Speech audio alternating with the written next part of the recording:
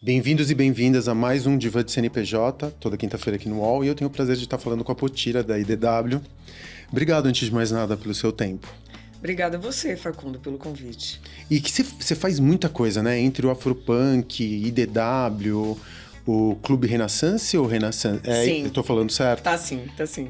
É muita coisa. Como que você começou nessa vida, Potira? Olha, eu trabalho nessa área há 30 anos. 30 anos já? Tenho 47. Mas então você saiu da faculdade Até já... um pouquinho antes a gente já fazia algumas coisas. Então, assim, minha mãe foi vendedora de loja, vendia sapato. E depois teve uma loja dela. E desde pequena eu tinha que estar lá no final de semana. Aí, ai de mim se eu não fosse. Então, vivi nesse ambiente um pouco varejo, que foi até por onde eu comecei. Eu me formei em publicidade. E comecei em marketing de shopping center. Mas aí o shopping é apesar de ser um espaço privado, a gente entende ele meio como público. Exatamente. E tem muitas ações de eventos. Especialmente em São Paulo, né? Na minha época, né? Já posso dizer Na isso. nossa época. Tinham várias coisas interessantes. Tinha gente que ia pro shopping fazer Cooper. Entendeu? Eu não me lembro disso. A gente abria o shopping e tinha uma filinha já de gente aquecendo, ia rodando os pisos do shopping fazendo Cooper. Sim. E aí Qual era o shopping? Eu trabalhei no Shopping Barra, em Salvador, foi meu primeiro emprego. Depois no Center Lapa, que é um shopping no centro da cidade. Que foi uma grande escola para mim. E eu vim do Shopping Piedade, que era onde minha mãe, então, vendi pipoca, vendi revista, na banca de revista, vendi sapato. A minha mãe dizia que quando o cliente entrava na loja, ele não precisava dizer quanto ele calçava, eu tinha que adivinhar ali, porque isso mostrava segurança. Então, tive aulas e aulas de empreendedorismo com ela, e essa agitação que o shopping e o varejo traz também te dá um senso de velocidade e de resposta rápida, e também de como gerar entretenimento, né? Porque muitas vezes você produz o conteúdo para atrair as pessoas para o shopping. E aí você trabalha no shopping, bom, enfim, sabe um pouco de comércio e começa a aprender a vida... Você entra no trabalho através do comércio e você faz publicidade. Isso. E aí eu me formei em publicidade já, aí já trabalhando em shopping. E aí depois eu entrei em TV. E aí eu fui trabalhar em grupos de mídia. Então trabalhei no grupo de mídia da Globo, lá na Bahia, que é a Rede Bahia.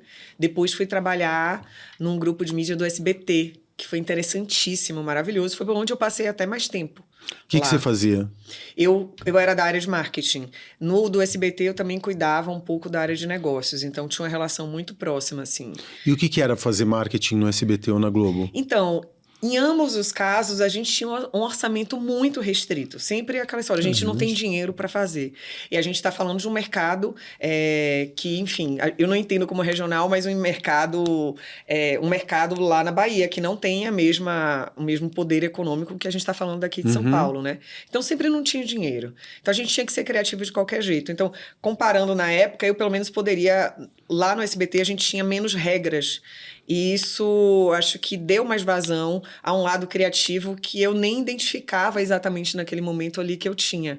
Então, a gente pôde fazer coisas muito interessantes mesmo naquele período. E eu aprendi muito, porque eu acho que essa possibilidade, quando você trabalha, apesar de ser um grande grupo de comunicação, mas era muito horizontal ali. Então, você entende um pouco de técnica de televisão, da área técnica de televisão, de uma transmissão de televisão, o que é transmitir um carnaval para o Brasil inteiro, por exemplo, né? Dessa dinâmica, ao mesmo tempo que você está falando de marketing, de canais digitais, de patrocínio, de esse entendimento de modelagem de produtos para a venda de patrocínio. Então, ampliou muito. Eu acho que a minha experiência e a minha visão, assim, me deu uma dinâmica muito, muito boa. E o fato de você ter trabalhado ter tido uma vida corporativa antes da IDW, deve ter te ajudado muito a hoje conversar com essas corporações e falar com uma gramática assemelhada, né? Você sabe falar a língua dos executivos também, não? Sem dúvida. E eu acho que o que a gente mais traz muitas vezes o cliente fica impressionado com o quão amplo é o nosso nível de conhecimento. Isso vai A gente entende um pouco de transmissão, a gente entende de produção de evento, a gente entende de marketing, a gente entende de modelagem de produto. Então, acaba que me deu, assim, um repertório muito diversificado. Mas, assim, até então, viu, Facundo, eu não imaginava que eu fosse empreender, não.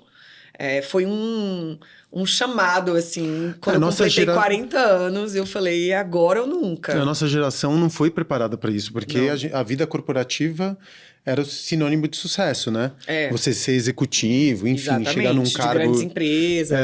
Chegar num cargo alto, ser presidente, eventualmente, de alguma empresa, era o nosso modelo de sucesso, aquele modelo de sucesso a ser perseguido. Exatamente. E você trabalhou na Globo, no SBT... Até os seus 40 anos? Exatamente, até meus 40 anos. Aí, depois ali dos 40 anos, eu pedi demissão. Você que pediu demissão? Eu pedi demissão. E o que te fez pedir demissão? Eu falei, cara, se não for agora, eu não vai vou ser empreender. Nunca mais. Então, eu preciso... Eu comecei a trazer assim, o que pior pode acontecer? Eu voltar para o mercado corporativo, tá tudo bem. Vamos nessa. Mas voltar para o mercado corporativo depois dos 40 anos não é uma garantia, né? Não é. E eu tenho uma configuração familiar onde eu tenho uma mãe que depende de mim. Então, não sou só eu. Não é a decisão que cabe só a mim. É uma decisão arriscada, sou né? eu, minha mãe, eu tenho um filho, né? Que é compartilhado, enfim, com o pai, que é maravilhoso também. Mas é isso, eu tenho responsabilidades para além de mim mesma. E eu me surpreendi até com a reação, assim, da minha família ali. Quando eu falei, vou pedir demissão. E todo mundo falou, te incentivou? vai. E amigos próximos ficavam morrendo de medo. Ele, tem certeza, você está estabilizada, você está bem. Eu falei, cara, eu preciso tentar isso. E aí, quando eu pedi demissão, eu peguei e comecei a empresa com a minha rescisão. Qual que era o teu cargo no SBT quando você pediu demissão? Eu era gerente executiva de desenvolvimento de negócios. E aí foi um desgaste natural, assim, que as coisas foram acontecendo? Você falou, foi uma crise de meia-idade que bateu? Foi aquela coisa de você pensar, se eu não der esse salto agora, não vai acontecer mais? Você já estava insatisfeita com o mundo corporativo? O que foi? Foi alguma coisa abrupta? Uhum. Foi uma fratura? Ou foi uma decisão que foi acalentada durante anos, meses? Como foi isso para você? Olha, eu acho que foi muito uma sensação de liberdade. Eu acho que os meus 40 anos me deu, assim, uma sensação de liberdade. Muito mágico, assim, muito poderosa, assim. Eu me senti, cara, eu tô livre. Teu filho tinha quantos anos? Meu filho tinha... Pequenininho, 12, suponho. Não, 13? Já era adolescente, já não era tão dependente de você. Não, exato.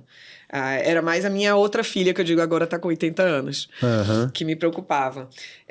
Mas, assim, me deu uma sensação de liberdade e eu fiz esse movimento muito feliz, assim. Então, assim, não aconteceu nada, nenhum desgaste. Eu só quis resolver os problemas que eu escolhesse.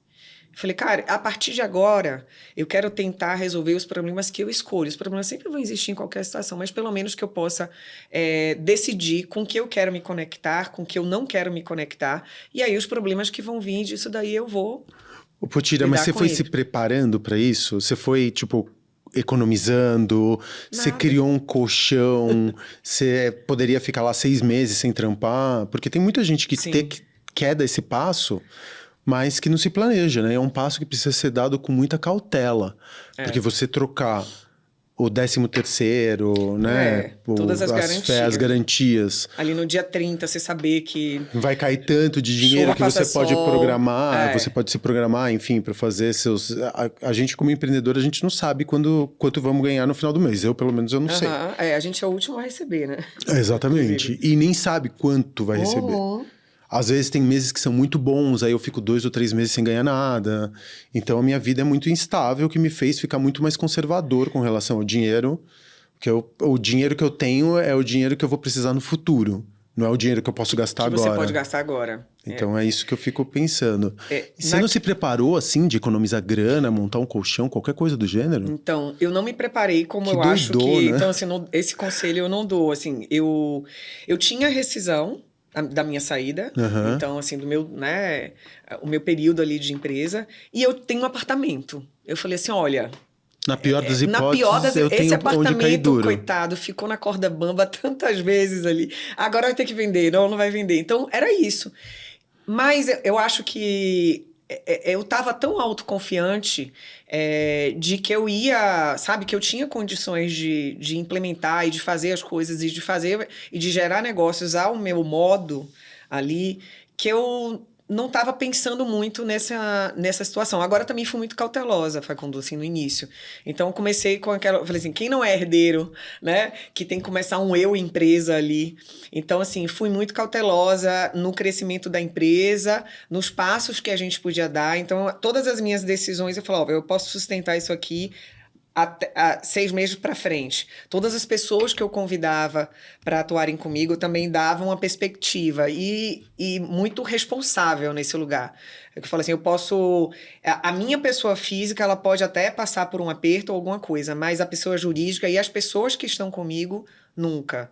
Então, isso foi uma premissa, assim, desde que a empresa nasceu. E você saiu, assim, quando você ainda estava no SBT, você já tinha uma visão clara do que você queria fazer? A IDW já era uma visão clara ou você pediu a demissão e falou assim, eu preciso de um tempo para me reorganizar psiquicamente e entender o que eu quero fazer? Não, ou você já foi direto, no dia seguinte já começou a rascunhar a IDW? Eu já tinha uma ideia do que eu queria fazer. Então, eu queria trabalhar, eu queria montar essa agência criativa de entretenimento e conteúdo autêntico. Não exatamente, eu não tinha a construção toda, e esse é um conselho até que eu dou para muita gente que chega para mim e pergunta, pô, como é empreender? Eu falei assim, não se obrigue a ter aquele business plan maravilhoso e tudo muito perfeito, porque não existe isso. Você vai desenhar algo, você vai testar e você vai ajustando de acordo com o mercado, de acordo com as oportunidades que você enxerga e de acordo até com o seu poder de entrega, de prestação de serviço também, né? E é muito legal o que você está falando, Potira, porque muita gente acaba presa de uma visão ideal de negócio. E muita gente fica presa, assim, desenhando planejamento estratégico, fazendo marca, em todo o trabalho intelectual que está por trás de montar uma empresa, mas efetivamente não coloca ela em prática para sofrer ou para o teste do tempo e do teste dos consumidores. Pois é, eu acho que tem tanto... Primeiro que a gente costuma ser a figura mais cruel com a gente mesmo, né? A gente se exige muito nesse lugar e a gente tem muito medo de falhar. E o erro é a certeza que a gente tem, que nesse caminho a gente vai errar. Mas é como você lida com esse erro, que você pega do erro, que tamanho de erro também, né? Então você tem que ter...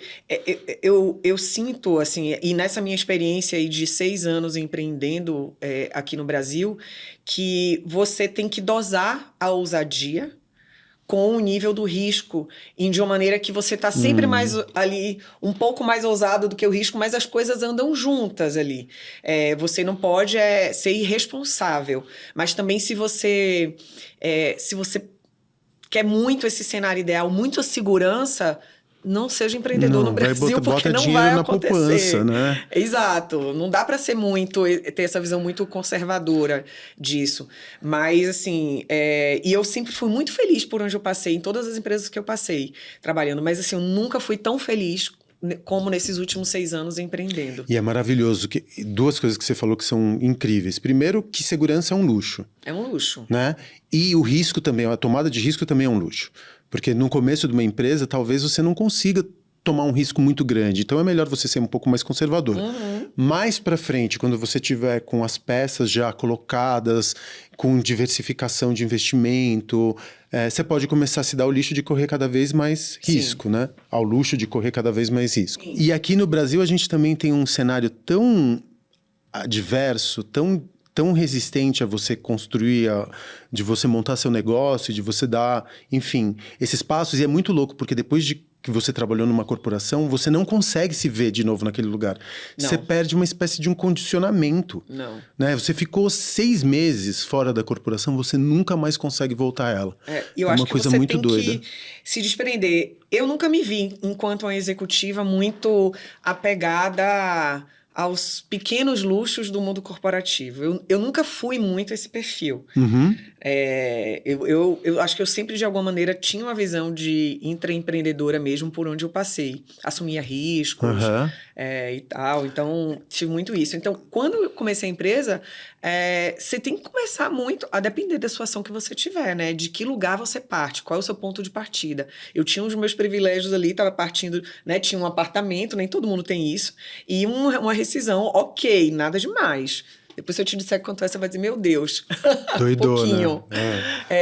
E aí, quando eu comecei a vir a São Paulo, então eu falei, cara, ó, eu vou vir aqui, fico em quarto de Airbnb ali, vai, porque eu precisava, eu falei, eu preciso economizar. A empresa precisa estar saudável, até esse negócio ganhar atração. E aí, a gente começou a crescer, trazer mais pessoas, vieram mais projetos também. A gente começou também trabalhando com o Afropunk, que foi um grande presente e conquista também, assim, do Como que time foi isso, brasileiro. Putira? O Afropunk, eu me lembro que o Afropunk tem quantos anos? 10? A marca, o festival, tem mais de 20 mais anos. de 20 anos. Agora 21 anos. 21 anos. E como que foi a negociação de você trazer pra cá? Como que o Afropunk apareceu na tua vida? Eu sempre gosto quando me perguntam isso, porque não foi a gente que trouxe o Afropunk para o Brasil. O fundador da marca, o criador da marca, o Matthew Morgan, ele dividiu conosco que ele sempre quis vir ao Brasil.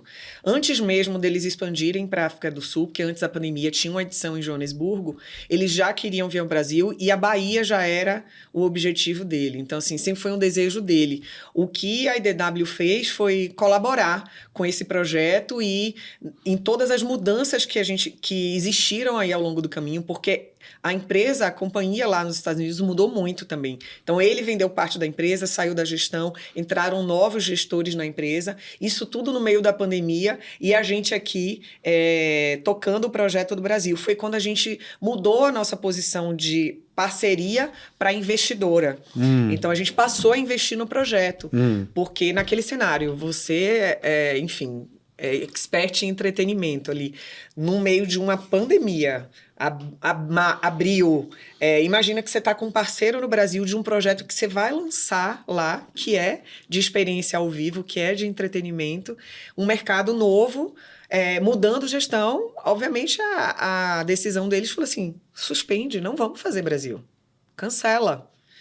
E foi quando a gente entrou e falou, não vamos cancelar, a gente vai seguir trabalhando com o projeto aqui e vamos mudar nosso modelo. A gente quer investir no projeto no Brasil, a gente acredita nesse projeto. Então, a gente passou a usar recurso próprio mesmo, investindo no projeto, e a gente assumiu o 360 do negócio. E ainda na pandemia, lançamos uma edição do festival digital. Mas aí vocês fizeram um modelo de licenciamento? Como que foi essa relação? Sim. E como que você conheceu o fundador? Eu ainda estava no SBT. E o Paulo Rogério, que é o fundador do Vale do Dendê, que faz um trabalho incrível na Bahia e no Brasil, ele levou o Matthew Morgan para o SBT. Nessa época eu estava muito próxima do Paulo, porque eu estava querendo trazer mais projetos, querendo abrir mais a TV para projetos como o do Paulo. E ele levou, estava fazendo uma apresentação com os grupos de mídia na Bahia, porque o festival iria para lá em novembro de 2020. E a gente se conheceu. E essa reunião, que seria eu convidei os acionistas a participarem, eles não tiveram agenda, então foi uma reunião que praticamente estava eu e uma pessoa da minha equipe. E era uma reunião protocolar ali de 20 minutos, que durou 2 horas, com a gente criando 1000 possibilidades e já falando de trio elétrico no carnaval, e a gente falando, não, a gente produz para você, a gente entrega, e assim, então rolou uma conexão imediata. Então o festival já ia acontecer de qualquer maneira, mas não tinha um parceiro local. Já tinha um parceiro local não, em Salvador? Tinha, não para execução. Né? Não para execução. O Paulo era parceiro local, o David Wilson também, mas não tinha um parceiro para execução. Mas eram parceiros financeiros? Era que tipo de parceria que eles já tinham? Eu não sei exatamente o modelo, mas eles estavam abrindo o mercado brasileiro para o Matthew conhecer. Então, eles fizeram a introdução a várias pessoas que eles consideravam importantes do Matthew conhecer. E aí isso foi em 2019. Tanto que eu ainda estava na empresa, ainda não tinha decidido sair. Eu decidi sair já no segundo semestre ali no primeiro semestre de 2019. Isso foi no começo, eu acho. E quando o Matthew voltou ao Brasil, ele quis fazer uma nova reunião comigo. Foi no meio do carnaval, porque eu tinha dito a ele, vamos fazer um trio, vamos fazer transmissão nacional, vamos... E a gente tinha tudo isso para fazer mesmo. E aí ele falou, eu falei, olha, preciso te contar uma coisa, o que você precisar de mim para esse projeto, você vai contar. Eu não posso, obviamente, garantir todas as ideias, porque eu não estou mais dentro da empresa, mas tenho certeza que os donos vão ser super abertos para isso. Mas eu estou saindo, estou abrindo uma empresa. Aí ele, sua empresa é de quê? Eu falei, expliquei. Ele falou, eu vou ser seu cliente. Que demais. Aí eu falei, tá bom. Mas sabe quando você fala assim, gente, será? 4 meses depois, ele me ligou, voltou ao Brasil e falou, então, vamos conversar agora. E a gente começou a trabalhar juntos. E nessa época eu trouxe para ele, eu falei, Mef, você sabe que eu sou uma mulher branca, né? Porque quando a gente tá, enfim, nos Estados Unidos, nós somos latinos, né? Então, não é exatamente a leitura de uma pessoa branca. Eu falei, eu tenho todos os privilégios, eu sou uma mulher branca. Ele falou, não, eu sei, mas a gente tem pessoas brancas lá no time do Afropunk, também em Nova York, e eu acho que você tem um entendimento da marca, do que quer e tal. Eu falei, eu sou uma apaixonada pelo projeto. Independentemente de qualquer negócio, você vai contar comigo. E a gente começou a estruturar o negócio. E aí, enfim, no início do ano seguinte, o Matthew sai da gestão e entram novos donos. O Afropunk faz parte de uma grande holding norte-americana, né? Assim, veio da indústria de cosméticos, a Sundial, e aí eles compraram a Essence, então tem revista, tem plataforma de mídia, eles são muito grandes. O Afropunk é uma das marcas. Realiza um festival gigante em New Orleans. E por que você acha que o Afropunk virou esse dínamo cultural? Quem está nos ouvindo talvez não tenha muita familiaridade com a marca. Sim. A gente que trabalha com entretenimento já ouve falar, eu pelo menos ouço falar do Afropunk há pelo menos 10 anos. Né? Da maneira, e muito por conta também desse levante que aconteceu, né?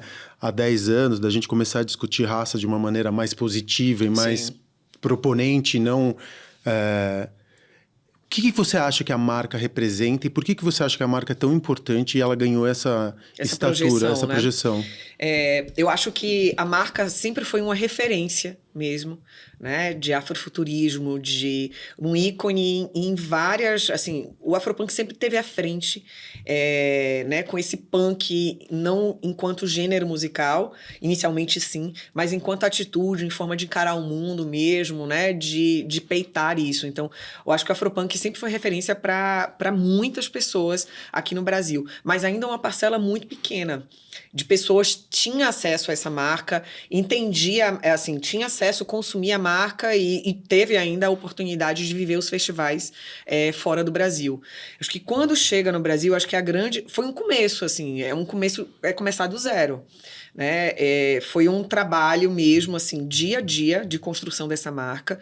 E a gente sempre teve uma coisa muito em mente, assim, muito forte. Primeiro, esse projeto está sendo construído, né, por talentos negros brasileiros, majoritariamente, inclusive, mulheres e nordestinas, da Bahia, principalmente, que é essa grande casa do Afropunk no Brasil. Então, eu acho que a partir do momento que houve um entendimento de que o protagonismo era afro-brasileiro, quando você está lidando com a marca de fora, né, acaba tendo uma tendência a gente se subestimar ou se colocar ali abaixo, especialmente quando é uma marca americana, né? E houve esse entendimento muito forte mesmo, olha, a gente tem a cultura afro-brasileira enquanto protagonista e o público em primeiro lugar. Todos os eventos que a gente faz todas as reuniões gerais, a gente está aqui, cada um de nós trabalhando para que cada pessoa que entre ali naquele portão tenha a melhor experiência da vida dela. Então, foi muito cuidadoso o trabalho. Obviamente, a gente aprende muito ao longo do caminho, e especialmente agora com a oportunidade de rodar o Brasil. Então, ano passado a gente fez Belém. Qual que é o modelo do festival? Quantos dias? Com qual curadoria? Com qual recorte curatorial? Como que você define aqui? Como que você pega uma marca que é gringa e adapta ao mercado local? Eu acho que o grande fator de sucesso foi entender o core dessa marca. E qual que é o núcleo dessa marca? Então, é esse punch de encarar o mundo, de trazer a comunidade negra ali, protagonista, que sempre sempre foi inovadora em todos, enfim, se a gente vai, né? Eu, como uma pessoa branca também, quando olho para o Afropunk, a gente sempre viu... desse meu ponto de vista, eu tenho que tomar cuidado com o que eu vou falar agora, a história do povo negro como uma história de dor, uma história de... Quando você vai pensar, quando você fala assim, sobre o povo negro, a gente vai remontar ao período da escravidão, a gente vai remontar ao passado. Quando o Afropunk propunha um futuro para esse povo negro que era não descolado da dor do passado, mas que propunha algo que fosse construtivo e desejado e ativo. E merecido, e também trazendo todas as entregas não reconhecidas, né, da comunidade negra globalmente. Sim, e não definida pela sua dor, na inovação, não necessariamente definida, mas reconhecendo essa dor. Eu acho que principalmente a gente, pessoas brancas, a gente precisa...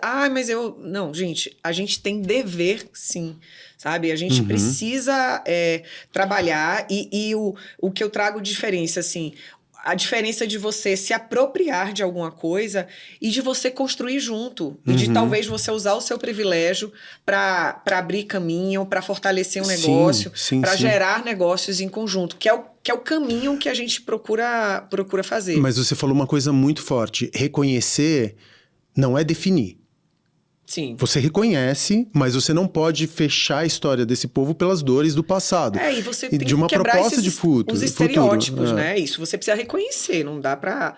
É preciso reconhecer e, principalmente, a gente tem que trabalhar para diminuir todos os impactos que isso gerou, assim, anos e anos. Infelizmente, a gente, né, a nossa é uma coisa que a gente ainda não fez, né? Mas nenhuma grande mudança acontece do dia pra noite também.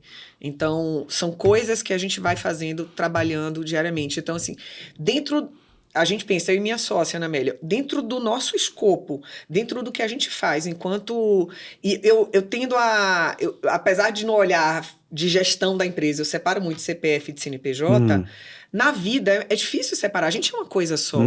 Então, assim, eu tenho 47 anos. Eu adoro trabalhar, eu adoro o que eu faço.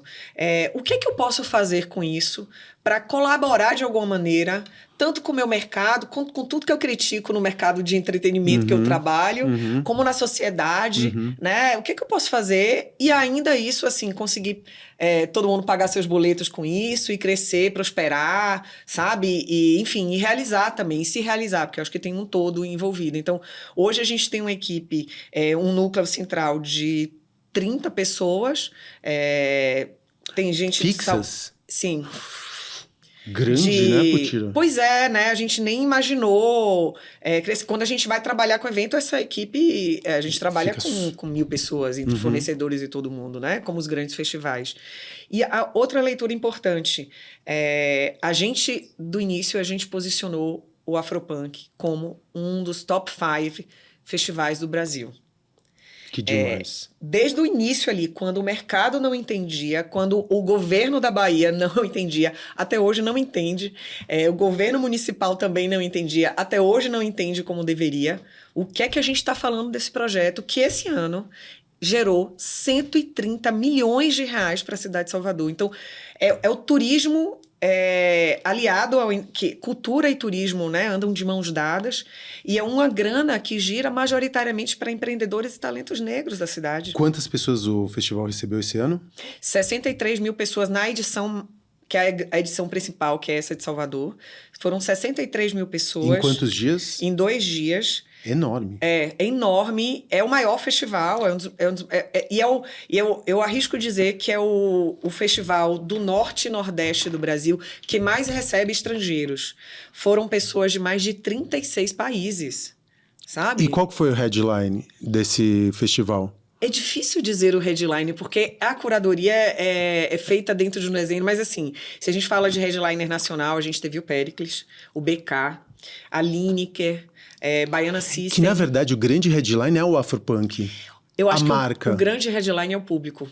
Então, quando eu digo de Afropunk, o Afropunk não vai existir, obviamente, sem o público, mas essa distância, isso eu comecei a perceber quando você via imagens do Afropunk na gringa, das pessoas se vestindo, porque tinha muita coisa de moda, e tinha muita referência de moda, de comportamento, de cultura, de expressão. Então, você percebia que... E a liberdade, né? De liberdade. E a distância entre o artista e o público não era tão grande quanto um Rock in Rio, por exemplo. Não. Essa distância era muito menor, onde o público era tão protagonista quanto o artista que estava se apresentando no palco. Pra gente que trabalha para o público do Afropunk o ano inteiro, o público é o nosso protagonista. Máximo. Tanto que a gente tentou materializar, uma pessoa do time, a Ana Cristina, criou o Black Carpet, que é um tapete preto que recebe as pessoas na entrada do evento. É uma forma, de alguma maneira, de materializar ali o que a gente diz todo dia, internamente para fora também, que o público é o grande protagonista dessa história. É sobre vocês. É sobre para que cada pessoa que entre se celebre, se divirta, conheça novos artistas também. Você fez uma pergunta antes, para entender o desenho da curadoria, como é que ela é pensada. Tem o outro ponto principal também. Eu, particularmente, não acredito em curadoria solo. Não existe, na minha opinião, um curador. Eu acho que toda curadoria, por natureza, ela é coletiva. E ela, sendo coletiva, ela é potente. Aí ela é autêntica. E como que se organiza isso? Então, a gente tem um grupo... todo mundo da IDW participa. E a gente tem um núcleo, assim, de 3 pessoas meio que conduzem isso, mas a gente ouve muita gente. E aí a gente faz um desenho final pensando em representatividade de Brasil também, né? Para a gente trazer cada vez mais novos talentos também do Brasil inteiro. Então, esse ano a gente trouxe a Núbia, que é uma artista do reggae de São Luís, maravilhosa, que trouxe a Célia Sampaio, que se apresentou, inclusive, antes com a Isa no The Town. Então, há uma preocupação e um cuidado também de abrir esse espaço para novos talentos. É o que a gente diz, sabe aquele artista que você não sabia que você precisava conhecer? É um pouco da experiência do Afropunk. Então, as pessoas compram o ingresso sem saber Exatamente. E você traz gringos, não? Sim, a gente traz. Esse ano, a gente teve 4 artistas de fora do Brasil. A Sister Nancy, que foi um desenho maravilhosa. Ela já tocou no Cine Joia, já. Eu queria ter vindo, inclusive, para o Cine Joia, foi mas foi logo, acho que antes, não, foi logo depois do Afropunk, eu não conseguia. Nossa, foi catártico. Ela é um fenômeno. Então, eu queria ter trazido a Sister Nancy para a edição de São Luís, que nós fizemos esse ano, mas ela não tinha data. E a gente já tinha fechado o line-up de Salvador, e a gente estava em conversa com Baiana System. E aí a gente propôs, eu falei, vocês não querem fazer um show, um mergulho na Jamaica? E, enfim, eles adoraram a ideia. Falei, talvez eu vou tentar trazer uma atração internacional. Aí eu fiz a articulação com a Sister Nancy, fechamos. E aí, quando a gente foi fazer a reunião com os meninos, eles disseram, olha, mas a gente queria que fosse a Sister Nancy. A gente falou, vai ser a Sister Nancy. A gente fechou ela. E foi um absurdo. Inclusive, está disponível no YouTube para quem quiser assistir. Eu vou assistir quando eu chegar em casa. É um show maravilhoso. Vou te mandar o link. Então, a gente teve a Sister Nancy da Jamaica, essa diva, né? A gente teve ela é uma entidade, né? É uma entidade. Nossa, ela arrebentou demais. Dona do palco do festival, assim. A gente teve o Wycliffe com a Buda, que foi incrível também, que eles estão em parceria, e a Buda trouxe o Wycliffe para fazer essa participação. E a gente teve 2 estreias na América Latina com shows exclusivos na Bahia. Isso é de um significado, Facundo, enorme.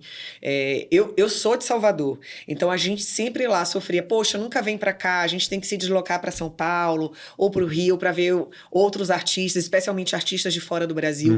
E a gente aí faz um movimento de levar a Tems, que é a mulher número 1 do Afrobeat no mundo, né, Grammy winner, para um show único na Bahia. Tá? Ela só fez na Bahia. Quem quis ver a Tems teve que ir a Salvador assistir esse show dela.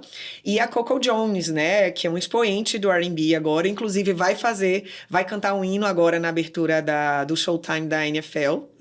Né? Então, 2 artistas, uma que já está bem mais consolidada e outra que está explodindo, que é a Coco Jones, em show único na Bahia. Então, isso tem uma representatividade enorme. E não é uma conta que a gente analisa ali, eu vou ver o cachê em dólar e vai fechar ingresso. Não fecha, até porque a gente tem ingressos super acessíveis.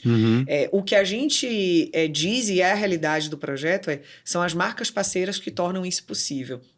A gente ainda tem vou dizer mesmo, uma briga com o governo da Bahia, porque falta o entendimento da dimensão do que é esse projeto que a gente está fazendo lá, né? E não é que a gente dependa da verba pública, de maneira alguma, mas o governo precisa entrar minimamente com algo que seja justo à dimensão desse projeto, assim como a prefeitura também de Salvador. Então, acho que não há um entendimento ainda do poder desse projeto que a IDW vem investindo há 5 anos lá para manter a grande edição na Bahia. Hoje a gente passeia pelo Brasil, já fizemos Belém, São Luís, Rio de Janeiro esse ano, São Paulo ano passado, vamos para... eu não posso dizer, já ia dar um spoiler aqui, mas a gente vai fazer outra praça do Nordeste ano que vem, vamos fazer outras praças aí além. Enfim, então a gente sente que falta esse olhar também da iniciativa pública. E se a gente for falar um pouco do mercado de entretenimento, na Bahia especificamente, eu digo que é um mercado que está quebrado. Porque a iniciativa pública virou produtora de evento, e não estou aqui dizendo que não tem que ter cultura gratuita, tem que ter sim, mas tem que ter um equilíbrio e tem que ter, em paralelo a isso, ação estruturante de mercado. Então, acho que o que não acontece, posso falar com mais propriedade do mercado na Bahia, mas eu vejo no Brasil como um todo, a gente precisa criar estrutura para novos empreendedores do entretenimento, né? Falando da nossa área especificamente. A gente não tem hoje estrutura ideal para criar um mercado. Longe disso. Eu acho que a gente precisa, enquanto mercado, como que a gente consegue desenvolver público consumidor de cultura, né? De que forma a gente consegue estruturar para que as pessoas possam ter poder econômico também para consumir cultura e ter o hábito também de consumir cultura. Recentemente teve uma polêmica que a Anitta disse que não ia levar o ensaio dela para Salvador. E ela não vai levar para Salvador porque não vende ingresso. Ela não está errada ali naquele lugar. Foi uma polêmica e tal, mas, gente, é verdade. Como que ela vai levar o show? Quem vai comprar lá se tem mega shows de vários artistas gratuitos todos os dias? Por isso que eu digo, equilíbrio. Será que esse dinheiro que está sendo gasto não pode estar sendo gasto para estruturar mercado? Para criar um mercado saudável? Porque essa mesma iniciativa pública é a que depois diz, poxa, eu não aguento, eu não posso sustentar o mercado dependente de mim. Mas é ela mesma que está criando um mercado dependente. Sabe? Então, tudo cíclico ali. Então, como é que você cria um mercado que se autossustente, onde você tem os médios e pequenos empreendedores de cultura, do entretenimento, tendo saúde, onde a gente forma público consumidor de cultura e, com isso, a gente vai expandindo o mercado. Entender que quem vende cultura como nós vendemos é a mesma coisa que você vender remédio em farmácia ou qualquer outra coisa. Então, às vezes a gente não tem incentivo nem de IPTU ou algum tipo de imposto, nada. Exato. A gente tem que encarar as coisas e, de repente, a parceria com as grandes empresas poderia ser nisso, né? De criar vales culturas para colaboradores e aí você isenta as empresas, porque aí você começa a criar o hábito das pessoas. Acho que a gente teve Vale Cultura em algum momento aqui em São Paulo. Teve. Na Bahia eu acho que nunca teve, não me recordo pelo menos. Como disse Gil na época que era ministro, né? A cultura, ela é ordinária, né? A gente trata a cultura como se fosse algo extraordinário, mas a cultura é ordinária, deveria estar todos os dias, né? A gente deveria consumir todos os dias. Mas num país com tamanha desigualdade social, né? Pois a cultura acaba virando um luxo, porque as pessoas estão preocupadas com o que vão jantar. Sim, exatamente. Mas aí eu acho que a gente precisa ter esse cuidado para a gente não ir para um lado do pão e circo. É isso que particularmente me preocupa. Então, assim, o que está sendo feito ali para oferecer, isso aqui tem que ser gratuito. São artistas, inclusive, que talvez a pessoa não pagasse o ingresso para conhecer, porque ainda não estão no mainstream. São esses artistas que precisam estar. Exatamente. Não necessariamente artistas já super estabelecidos. Que já não são artistas que vivem de streaming, porque não dá para viver de streaming. Não dá para viver de streaming. Não dá nem para pagar um PF com streaming. Os palcos pequenos estão desaparecendo, isso é um fenômeno mundial. Aqui em São Paulo mesmo, que é uma capital que tem muito, enfim, tem muita música, a quantidade de palcos está cada vez menor. Então, palcos para 300, 400, 500 pessoas não existe mais. Eu, pelo menos, não me lembro de palco para 300, 400 pessoas. É difícil sustentar, né? Não dá, não é economicamente viável. Eu acho que tem que entrar, entendeu? Você, como sócia de um festival, sabe que isso que dizem no mercado, né? Que os 3, 4, 5 primeiros anos são anos de prejuízo, até você conseguir se consolidar para chegar no break-even. Para chegar no break-even, recuperar todo o capital que foi investido lá atrás. Então, é uma aposta muito a longo prazo. E daí você fica se perguntando por que a gente faz o que a gente faz, né? Que a gente ama. Exatamente. Também. Porque a gente é doido. Não é nem por amor, é por entretenimento, música é paixão. Mas é uma paixão que a gente consegue trabalhar gerando negócios. E eu acho que mais também um olhar também, eu acho que do empresariado, onde a gente traz também um olhar coletivo. E isso não é porque é bonzinho, não. É porque, assim, você consegue... se você tiver uma visão, como você falou, mais ampla, para além ali do final do mês, ou eu vou pegar tudo que esse projeto pode me dar agora e falar assim, o que é que eu vou construir com isso? Como é que eu vou fortalecer? As coisas voltam. Então, se você colabora para que outros talentos se fortaleçam, que o mercado se fortaleça, no nosso caso, a nossa preocupação, não só dentro da Afropunk, em tudo que a IDW faz, é especialmente fortalecer também empreendedorismo negro, assim. Isso é e feminino, né? Nós somos uma empresa majoritariamente feminina, 80% de mulheres, e mulheres em cargos de liderança, né? Pessoas negras em cargos de liderança, muitas vezes pela primeira vez. Então, a gente busca fortalecer isso, porque essas empresas fortes, elas têm um olhar diferenciado de mercado, elas puxam outras pessoas, e isso volta para a gente como um mercado mais sólido. Por ter vindo de um mercado no Nordeste, eu sempre ouvi muito que não vai dar para fazer em Salvador porque não tem fornecedor, porque as pessoas não têm profissional. Tem tudo, mas em um mercado que não circula dinheiro, ou quando chegam grandes projetos, todo mundo de fora, como é que você vai desenvolver mercado? Então, por isso que quando a gente pegou o projeto da Beyoncé, que a gente teve que realizar em 4 dias... Como foi essa história? Me conta, Nossa, isso daí dá um documentário. Como que me conta, assim, resumidamente? E um grande arrependimento foi a gente não ter filmado esses bastidores, porque os bastidores desse projeto, para quem viveu, foi um grande filme de ação protagonizado por mulheres negras, assim, majoritariamente. Foi muito interessante. Então, eu estava até já quase nessa época, ali, um recesso de final de ano. Eu tinha ido a Belém conhecer o Psica, que é um festival super... interessante e forte, que é realizado lá em Belém. A gente tinha ido para lá, até porque a gente ia fazer Belém, o Afropunk Belém no ano seguinte, né, em 2024, e a gente estava conhecendo o mercado, se aproximando das pessoas, mas já meio que num break, assim, de férias. Eu fui com 2 pessoas do time, mas que também são amigos nossos, e então a gente estava meio que curtindo ali. E aí, umas 10 da noite, eu recebo uma ligação do Gabriel Giacomi, que é um diretor da Globo, falando que tinha uma missão para mim. Eu falei... Claro, na hora, vamos. Então, vai ser lançado o documentário da Beyoncé, o Clube Renaissance no Brasil, e elas querem fazer uma ação, a Parkwood quer fazer uma ação no cinema, com fãs e tal, era algo pequeno. Eu falei, claro, tô dentro. É para entregar pipoca para Beyoncé, para fazer algo para ela, a gente tá dentro. E com você, e o Giacomi, a TV Globo é uma grande parceira nossa. Falei, claro, o que vocês precisarem a gente faz. Eu falei, para quando é? Isso era uma sexta, 10 horas da noite. Ele falou, é quinta-feira que vem. Eita, aí eu falei, caramba. Eu falei, tá bom.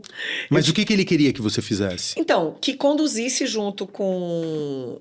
porque a ideia era fazer... Que fizesse a produção. Que fizesse essa produção. A ideia era a gente fazer em Salvador mesmo já. E a base da empresa hoje é em São Paulo, mas a gente circula no Brasil inteiro, mas obviamente, majoritariamente, a gente de Salvador. Então, que a gente fizesse lá. Eu falei, ok, estamos lá. Saí lá do evento, já ligando para algumas pessoas, porque muita gente já entrando em recesso, pensando em cenografia e tal, ligando para alguns parceiros, já tentando, e falou, e a gente tem uma reunião amanhã com a Parkwood. Falei, ok, voltei pro hotel, não vi nada do festival, até hoje eu não fui no Psica. Então, voltei pro hotel e a gente começou a desenhar uma proposta com as informações que a gente tinha disponível ali para apresentar no dia seguinte. Na hora que a gente apresentou, a gente começou a evoluir em outras coisas. Então, isso começou a tomar uma outra dimensão. Eu saí de lá, vim em São Paulo, vim aqui em casa pegar roupa e fui para Salvador. Enfim, já marcando mesmo uma visita. Então, a coisa já tinha tomado uma dimensão maior. A princípio, a Beyoncé não vinha. Então, ia ser uma coisa para os fãs. Ela queria fazer, como a turnê não veio, ela queria fazer uma coisa para os fãs brasileiros. Ela queria dar um presente para os fãs brasileiros. Então, foi todo um desenho onde o fã era o protagonista. Então, a gente rapidamente, junto com o time também da TV Globo, a gente fez contato com os fã-clubes dela no Brasil inteiro. Então, o que era algo dentro de uma sala de cinema se tornou um evento para 3 mil pessoas. Que aconteceu onde? Que aconteceu no Centro de Convenções de Salvador. No Centro de Convenções, verdade. Que é um equipamento da GL, lá em Salvador, de frente para a praia e tal. Então, se tornou isso mais ação no cinema. Então, a gente fez uma sessão... Teve uma sessão de cinema da exibição do filme que foi escolhida, e naquela sessão, todas as pessoas ali foram recebidas pela Ivete, que é a publicista, que quem acompanha a Beyoncé sabe que é a publicista dela desde Destiny Child, e a Justina, que é a vice-presidente da Parkwood. Então, as duas receberam e disseram, olha, vocês estão convidados para uma surpresa, vocês vão sair daqui, vão entrar nas vans e a gente vai oferecer uma surpresa que a Beyoncé preparou para vocês. Então, essas pessoas, 200 pessoas, saíram do cinema direto para a festa, e mais outras, né, tantas, 2.800 fãs do Brasil inteiro. Teve gente que veio, assim. É impressionante, como em pouco tempo, assim, teve gente que apareceu com roupa, assim, customizada já. Eu falei, gente, como eles conseguiram fazer isso tão rápido? Em 4 dias, 5 dias. E se a gente teve 4 dias, eles tiveram menos, né? Então, a gente fez uma seleção só com fornecedores e parceiros da cidade de Salvador, majoritariamente de donas de empresas negras da cidade ou da Bahia, né? A dona do buffet, por exemplo, é do Recôncavo Baiano. E a gente entregou com excelência, né? Não vazou o que ia acontecer em momento nenhum. Tanto que eu brinco assim, eu falei, gente, pode confiar em mim. Me conta segredo que eu guardo. E a gente tratando como um evento corporativo, as pessoas sem entender do mercado o que era, porque tudo que é associado a Beyoncé e tudo que se relaciona com os superfãs, com os fãs, você tem que ter muito cuidado, né? Cuidado pela integridade física mesmo das pessoas, né? No auge ali da paixão, da idolatria, as pessoas muitas vezes podem se arriscar e perdem a razão, né? E perdem a razão. Então, tudo que a gente não queria era que, enfim, tivesse nenhum tipo de tumulto, nada disso. Tanto que a empresa de segurança, que é a nossa parceira, eu falei assim, eu quero uma equipe para 30 mil pessoas. E o dono da empresa não entendia. Mas assim, não vão ser 3 mil. Eu falei, que cada um vale por 10. Eu falei, mas vamos fazer tudo over. Superestimar tudo. Porque assim, a gente não pode controlar, por exemplo, se aparecerem realmente 30 mil pessoas na porta do centro de convenções. Como que a gente vai lidar com isso? Então, vamos exagerar, né? Para garantir a integridade, dessas que era o pessoas. primeiro lugar. E foi uma noite mágica. E aí ela resolveu vir. Deixa eu te fazer uma última pergunta. O que quer dizer IDW? ID de identidade. Então, ter projetos de identidade autênticos. Acho que as marcas têm falado muito de conteúdo autêntico.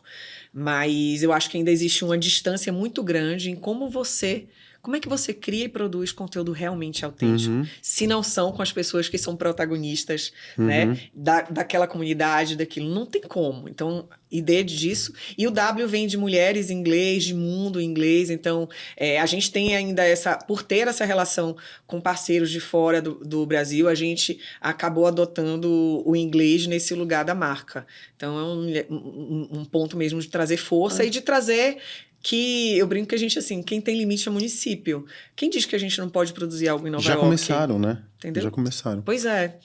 E sem a gente se perder, sabe, Facundo? Que eu acho que é uma coisa que a gente preza muito. Sem perder ali o nosso DNA ali, que é de fazer essa construção, trazendo sempre pessoas para construir junto com a gente. Então, quando a gente fez, por exemplo, o Afropunk em São Luís, a gente não chegou lá com o nosso time de 30 pessoas e falou, gente, é assim que a gente quer. Não. A gente a gente contrata as pessoas de lá e a gente faz uma fusão ali de uma equipe. Uma simbiose, Uma quase. simbiose. Em Belém. Nossa, em Belém, com o time de Belém, parecia que a gente trabalhava junto há 10 anos. Que delícia. E a gente aprende muito. O Emicida falou, né? Quem troca ideia sai com duas. Exatamente, é isso mesmo. E é isso. Sabe? Que maravilha. E a gente tem vivido esse Brasil, assim, isso é um grande presente, né? E um presente na tua vida, né? Porque dá pra perceber que eu acho que você nunca foi tão feliz quanto nessa época que você tá vivendo agora, né? Com certeza. Lindo. E, aliás, eu queria só fazer um comentário que Putira é um nome lindo. Obrigada. Eu amo meu nome. Eu também. Adoro o teu nome. Parabéns pro teu pai e pra tua mãe. Eu não sei quem deu o teu nome. Foi meu pai. A família do meu pai toda tem nome indígena. E é lindo, é Putira. Muito lindo. Eu já tinha, obviamente, eu já tinha ouvido falar de você, já tinha visto seu nome por aí. E desde o começo eu falava, nossa, que nome lindo. É raro de você encontrar Putira, né? É raro, né? não é tão comum, assim. E eu tenho um carinho muito grande, assim. Sou bem feliz com meu avô costumava dizer que um nome é uma sentença. É verdade. E o nome é uma sentença. É verdade, é verdade. Obrigado, viu? Foi uma delícia. Obrigado você pelo convite, um prazer enorme. Conversa, você é uma grande referência, né, Facundo? Ai, não sou não. Então, quando você vier pra cá, vamos fazer mais coisas. Vamos, eu moro aqui, né? Então mas quando você estiver trazendo coisas pra cá, sim, eu digo, vamos fazer mais coisas. Cine Joia, Blue Note. Amo suas casas, eu amo Cine Joia. Então todas elas abertas pra você. É o meu xodozinho daqui de São Paulo. É o meu também, vou te falar, é uma batalha morro acima. Imagino. Vou te falar que a gente só se mantém. Agora a gente vai fazer 15 anos, né?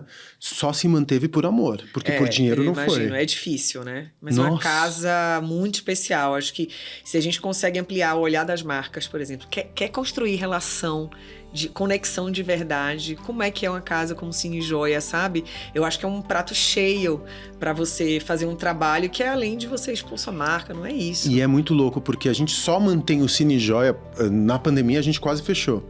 A gente só mantém o Cine Joia por causa de uma Cisternice da vida. Pois é, eu vi Liane Larravas lá, que depois, no ano seguinte, a gente levou também pro Afropunk. Que show! Então é por isso, porque é feita, o Lúcio, eu, o Fabrício, somos todos apaixonados por música, então é um projeto que transcende o resultado financeiro. A gente só faz isso porque a gente ama música e a gente tem muito orgulho daquilo que a gente então faz. marcas, acordem mais pro Cine Joia, vida longa pro Cine Joia, a gente precisa. Obrigado, Putira. Obrigada mais uma vez. Obrigado pelo teu tempo. Foi uma delícia essa conversa. Conta sempre com a gente. Amém, vou contar, oxalá. Diva de CNPJ, toda quinta-feira aqui no UOL. Até uma próxima.